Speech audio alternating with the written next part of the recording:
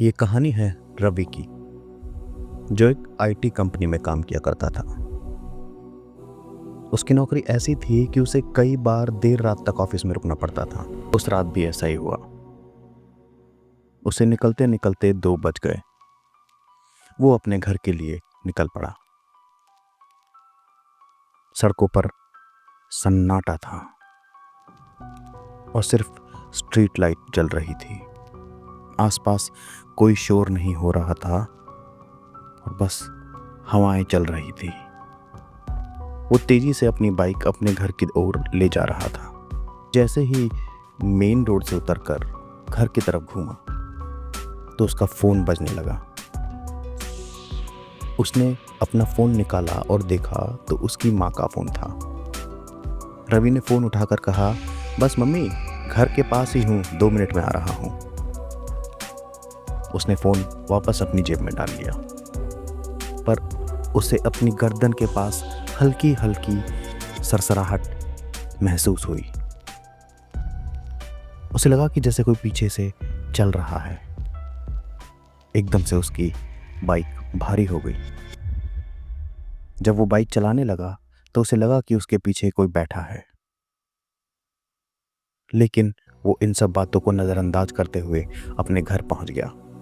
घर पहुंचते ही उसने अपनी माँ को देखा, जो सोने की तैयारी कर रही थी।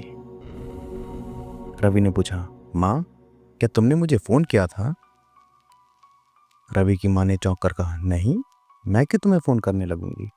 मुझे पता था कि आज तुम लेट हो जाओगे, तो मैं तो सोने जा रही थी। ये सुनकर रवि थोड़ा कंफ्यूज हो गया। उसने अपना फ़ोन निकाला और देखा कि 5 मिनट पहले उसे उसकी माँ के नंबर से ही फ़ोन आया था और उसकी माँ कह रही थी कि उन्होंने उसे फ़ोन नहीं किया।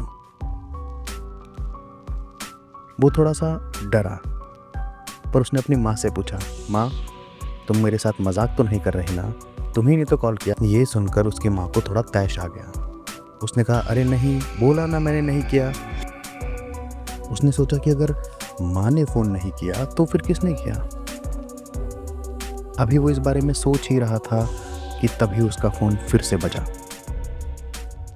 स्क्रीन पर वही नंबर था और ऊपर माँ लिखा था, लेकिन इस बार तो उसकी माँ उसके सामने सो रही थी। रवि के हाथ कांपने लगे। उसने डरते डरते फोन उठाया। फोन के दूसरी तरफ से एक ठंडी आवाज आई, बेटा, तुम घर कब आओगे? बार फिर से रवि का फोन बजने लगा।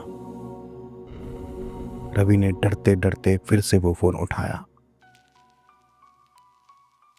और इस बार फोन के दूसरे तरफ से उसी की आवाज में एक आदमी बात कर रहा था।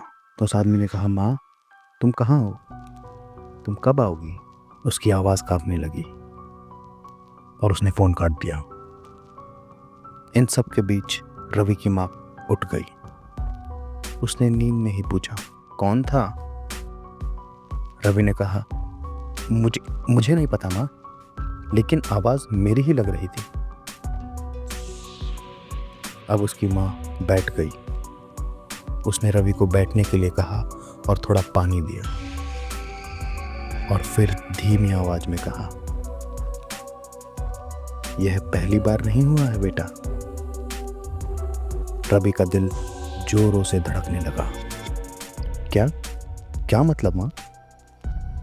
उसकी माँ ने बताया कि पिछले कुछ हफ्तों से घर में अजीब सी चीजें हो रही थी। कभी कभी रात में ऐसा लगता है कि जैसे कोई किचन में चल रहा है।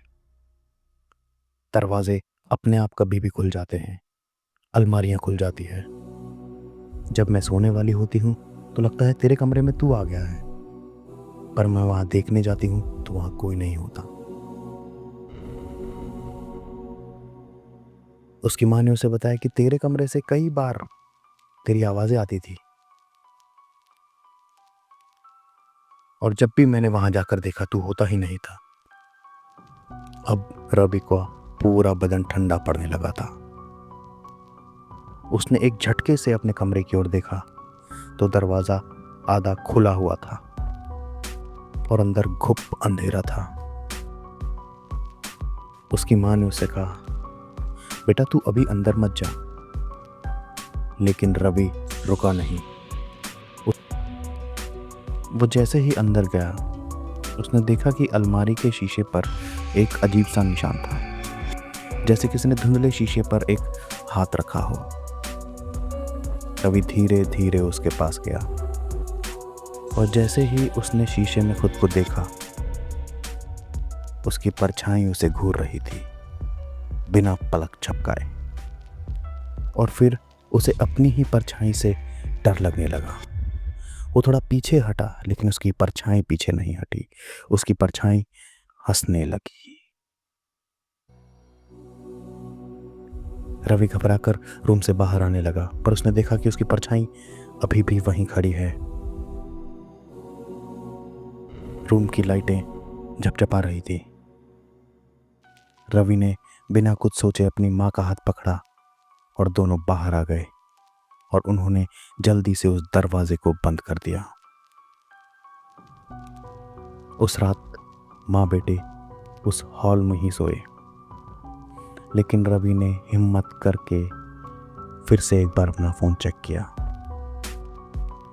उसकी आखिरी कॉल उसकी माँ के नंबर से आई थी और जब उसने कॉल ड्यूरेशन देखा तो वहाँ पर 0000 लिखा था।